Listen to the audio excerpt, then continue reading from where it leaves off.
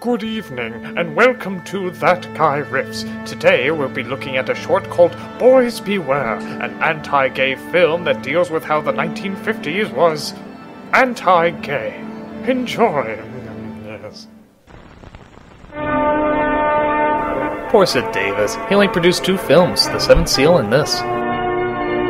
The real dangerous book for boys!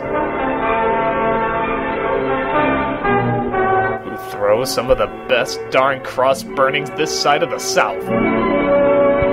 Okay, you scrolling down? You just gonna stay there? Okay, that's fine. You moving up? Okay, you had your chance. Danny, I thought I shot you. Nope, I survived. Oh, okay then. This man may seem like an everyday man, when really, in fact, he is. Sorry, we'll try to bring you something juicier next week. Talk about silent running, I couldn't even hear the door slam.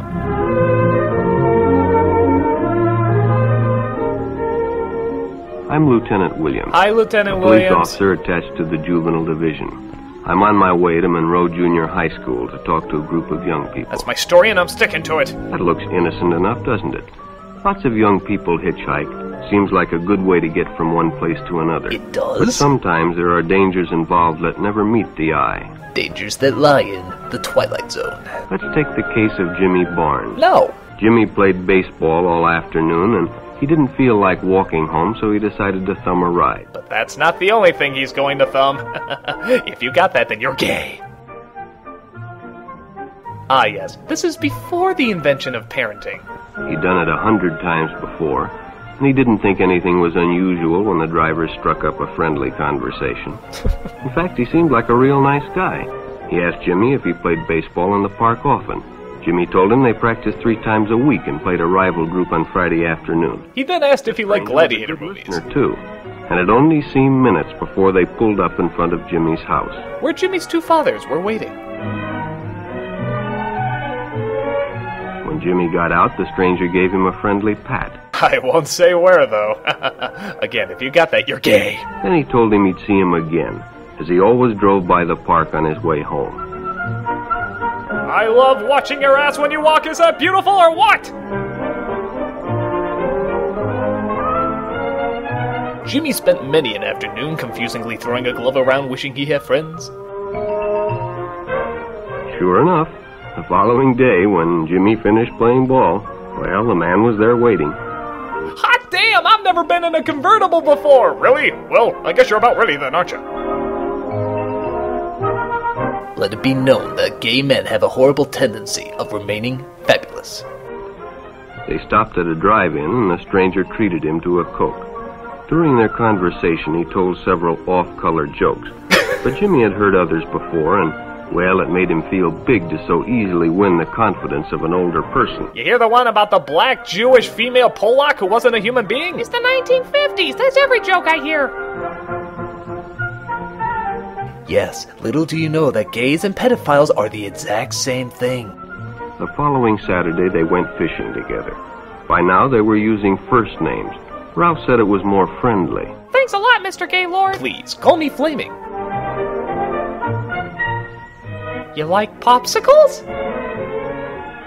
Jimmy hadn't enjoyed himself so much in a long time. Little did he know that the best was yet to come. Then during lunch, Ralph showed him some pornographic pictures. Whoa! Jimmy knew he shouldn't be interested, but, well, he was curious. What Jimmy didn't know was that Ralph was sick. A sickness that was not visible like smallpox. Or dark but skin. no less dangerous and contagious. A sickness of the mind. You see, Ralph was a homosexual. A person who demands an intimate relationship with members of their own sex. We can't stop here. This is backcountry. But by now, Jimmy felt a fondness for Ralph, and they continued to go places together. Ralph was generous and took Jimmy many interesting places and did many nice things for him. He took him to the most horrible hangouts, like the manicures and Mamma Mia. He bought presents and even gave him money. But payments were expected in return. Oh boy. You see, Jimmy hadn't recognized Ralph's approach soon enough. When Ralph first asked Jimmy to go fishing alone, He should have discussed it with his parents or teacher. Ralph now uses his telepathic gay powers to keep Jimmy from leaving. Finally, Jimmy told his parents, and they reported it to the juvenile authorities. Ralph was arrested, and Jimmy was released on probation in the custody of his parents. Don't worry, we'll wash the gay out of you. But all homosexuals are not passive. Some resort to violence, as in the case of Mike Merritt. Mike Merritt, the very name invites douchebaggery. In the heat of competition, no one noticed the man who sat and watched. I think that's the coach. And when the game broke up and the others left, Mike decided to stay and practice a little longer. Wait, is Mike the kid or the predator? Be more specific, movie. I can't judge both of them unfairly. The stranger joined him. He was friendly and, well, it was better than playing alone. He just got done eating kittens and rubbing himself in chicken blood. But after a few shots, Mike realized he had already overstayed his time and suggested he better leave. The stranger told him if he'd like to stay longer, he'd be glad to drive him home when they finished. Sounded great to Mike. Chance to play longer and get a ride home, too. Of course, he had no idea that Chris Hansen's Dateline special was just a phone call away. I play in my talks because I went to the Tommy Wiseau School of Sports. Didn't Sonic Says tell me something about this? When they finished, the stranger told him he'd make a fine player someday if he got lots of practice. Despite his whiteness. The companionship, the praise, the friendly attitude dispelled any misgivings Mike might have had about going with a stranger. He probably never realized until too late that he was riding in the shadow of death. Odd name for a car. But sometime that evening, Mike Merritt traded his life for a newspaper headline. Newsflash, gays, pedophiles, and the devil are all the same. As Denny and Jerry got the papers ready for Jerry's afternoon delivery, they only casually noticed the two boys that raced by in the afternoon traffic. Huh, well that's casual. And they didn't pay much attention to the car that drew up shortly afterwards, until the man called them over. Why would he call them that? Either you ever been in a Turkish prison? Had two boys been by on bicycles? The boys nodded they had. Could they recognize them if they saw them again? Well, Denny guessed he could. Then hop in, the man said. Those are stolen bikes. Dumbass. Jerry watched. He'd been told many times, if a friend got in a car with a stranger, to write down the license number. Or tell him not to get in the car. Reply, but, well, fortunately, he marked it down. Jerry knew something was wrong when Denny called the next day and said he wanted to go floor shopping and watch Gilmore Girls. When he delivered a paper to Denny's house, he asked his mother if they'd caught the boys that had stolen the bicycles. What the fuck you talking Denny about? hadn't returned, so he told her the story and gave her the paper with the license number. Well, why didn't he hitchhike like usual? That's the safer method. Being a careful parent, she decided to call the police. Jerry supplied the necessary information, and the stranger's car was quickly spotted. It was a good example of how important it is to always get the license number and description of any stranger who takes a young person off alone, no matter what they tell you. Good thing he happened to be driving into that dead end for no apparent reason. Yeah, I can see why they deleted this from Leave It to Beaver. Public restrooms can often be a hangout for the homosexual. There's a good start of a story. They hadn't noticed the man who had been in the restroom when they changed. Beware, boys, beware! They take the shortcut under the pier, but the others preferred to take the more traveled way home.